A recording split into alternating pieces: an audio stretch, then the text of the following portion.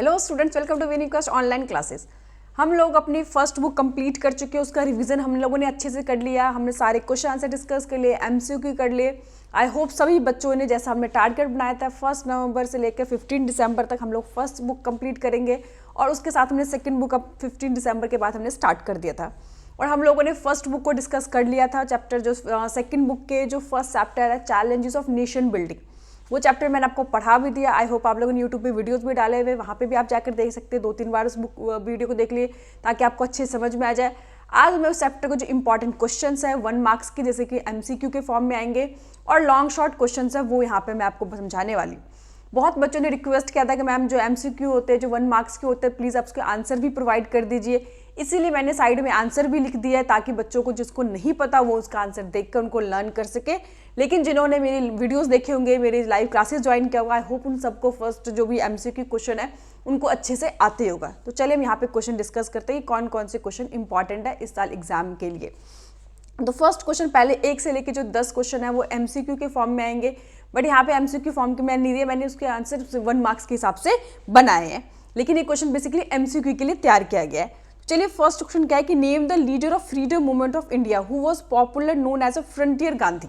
मैंने बताया था ना कि जो नॉर्थ ईस्ट का एरिया था फ्रंटियर का उसमें जो अब्दुल गफ्फार खान थे, उन्होंने अपोज भी किया था 2 नेशन थ्योरी को। वो नहीं चाहते थे कि इस एरिया को पाकिस्तान के साथ मर्ज कर दिया जाए, लेकिन उनकी वॉइस को इग्नोर किया गया।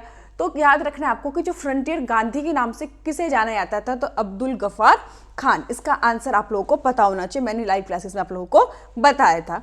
दूसरा क्वेश्चन है कि name the leader who played a historical role negotiating with the rulers of princely state to join the Indian union. मैंने आपको बहुत इंपॉर्टेंट क्वेश्चन है कि किसने एक हिस्टोरिकल रोल प्ले किया था कि जितने भी प्रिंसली स्टेट थे उनको सभी को भारत का इंटीग्रेट करने में। हम सभी जानते हैं कि उस टाइम के जो home minister, deputy prime minister Sardar Vallabhbhai Patel, जिनका एक हिस्टोरिकल बहुत ही इंपॉर्टेंट रोल था, जिन्होंने एक एक करके बहुत ही ज़्यादा मतलब अपने स्किल से, अपने नेगोशिएशन के तरीके से सभी स्टेट को 1 बाय 1 करके उस टाइम पे उन्होंने मिलाया था।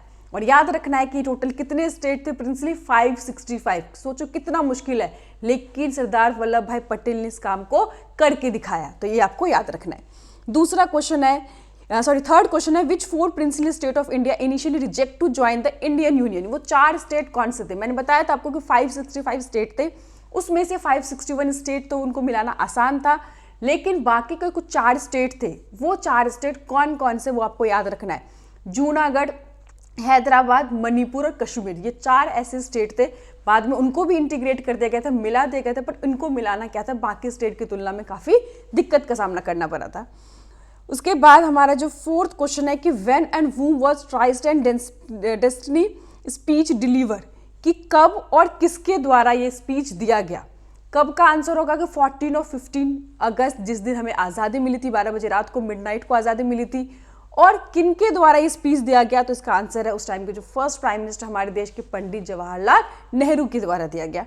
नेक्स्ट क्वेश्चन है विच theory was behind the partition of India in 1947। किस आइडिया के कारण, किस थ्योरी के कारण इंडिया को 2 भागों में बांटा गया। तो मैंने बताया था कि मुस्लिम लोगों ने सबसे पहले इसको स्टार्ट किया था 2 नेशन थ्योरी। उन्होंने कहा था कि जो भारत है, यहाँ पे एक लोग नहीं रहते, यहाँ पे 2 तरह के लोग रहते हैं, एक हिंदू और एक मुसलमान। इसीलिए भारत को 2 भागों में डिवाइड करना चाहिए। एक हिंदुस्तान जो हिंदुओं को मिलेगा, और जो पाकिस्तान है वो मुस्लिम लोगों को मिलेगा। नेक्स्ट है कि how princely state were in the India at the time of independence, कि इंडिपेंडेंस के टाइम में मैंने अभी बताया आपको कितने प्रिंसली स्टेट थे, 565। आपको अच्छे से याद करना है, बहुत बार क्वेश्चन आते हैं। ठीक है। नेक्स्ट है give the name of the province which were also divided during the partition of India, कि वो कौन से 2 प्रोविंस थे जिनका बंटवारा हुआ था, यानी कि कुछ ऐसे थे जिनको पूरी की पूरी स्टेट को दे दिया गया था, पाकिस्तान में मिला दिया गया था। कुछ पूरा स्टेट तो इंडिया में थे, लेकिन 2 ऐसे बड़े बड़े स्टेट थे, क्योंकि वो स्टेट बहुत बड़े थे और वहाँ पे केवल हिंदू या केवल मुस्लिम लोग नहीं रहते थे। इसीलिए उस जो प्रोविंस थे उसको डिवाइड किया गया था, जिसमें आपको 2 एरिया के नाम बताने कौन कौन से एरिया थे, तो पंजाब और वेस्ट बंगाल। और यहाँ के लोगों के साथ बहुत बुरा हुआ था, क्योंकि पार्टीशन के दिन तक उनको नहीं पता था कि उनको इंडिया में रहना है या पाकिस्तान में रहना है। बुरा तो सबके साथ हुआ, पर इन दोनों लोग जो प्रोविंस के लोग थे, इनके साथ कुछ ज़्यादा ही बुरा हम कह सकते हैं। नेक्स्ट क्वेश्चन है What was the base of India state recognized in 1956?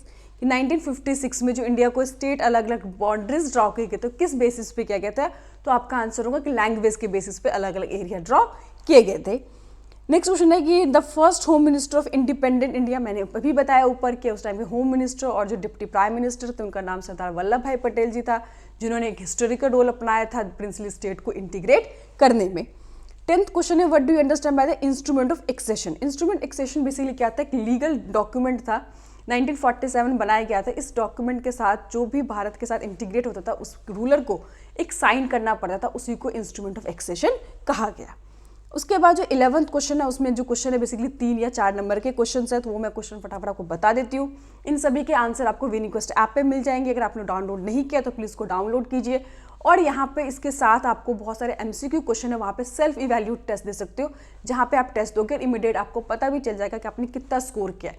तो प्लीज़ आप लोग जिन्होंने डाउनलोड नहीं किया आप लोग डाउनलोड कीजिए और सेल्फ इवैल्यूट वहाँ पे जाके कर सकते हैं। तो चलिए 11th क्वेश्चन क्या है, explain the historical role played by Sardar Vallabhbhai Patel to integrate the princely states. Most important question, Sardar Vallabhbhai Patel जी ने किस तरह से एक हिस्टोरिकल रोल प्ले किया, एक एक प्रिंसली स्टेट को इंटीग्रेट किया। ये सुनने में बहुत आसान लगता है लेकिन सच में प्रैक्टिकली बहुत मुश्किल काम था। उनके अंदर ही एक ऐसा स्किल था, ऐसा इन्फ्लुएंशियल पर्सनालिटी थी कि वो एक एक करके सक्सेसफुली सभी को इंटीग्रेट कर सके।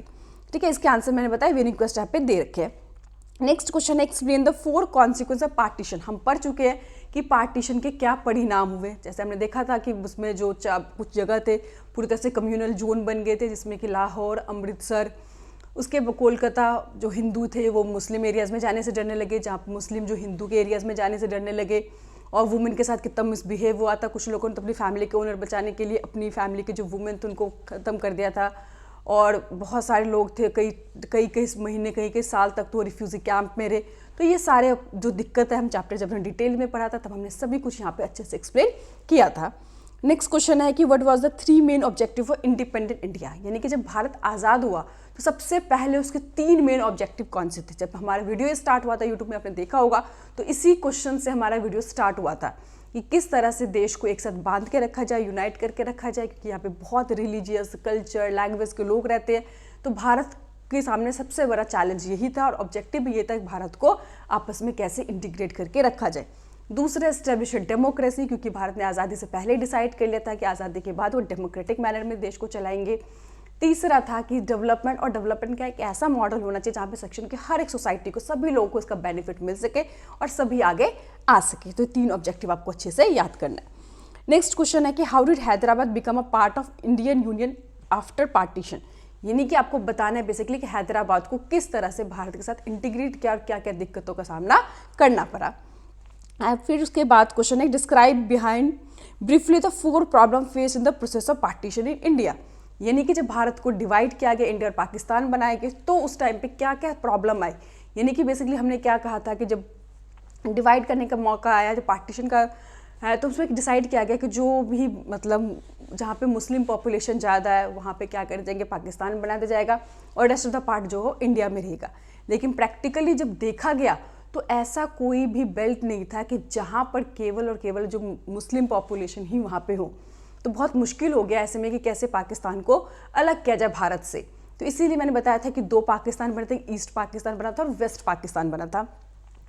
और उसके बाद बहुत से लोग उससे मिलना नहीं चाहते थे, जैसे जो अब्दुल गफ्फार खान मैंने बताया।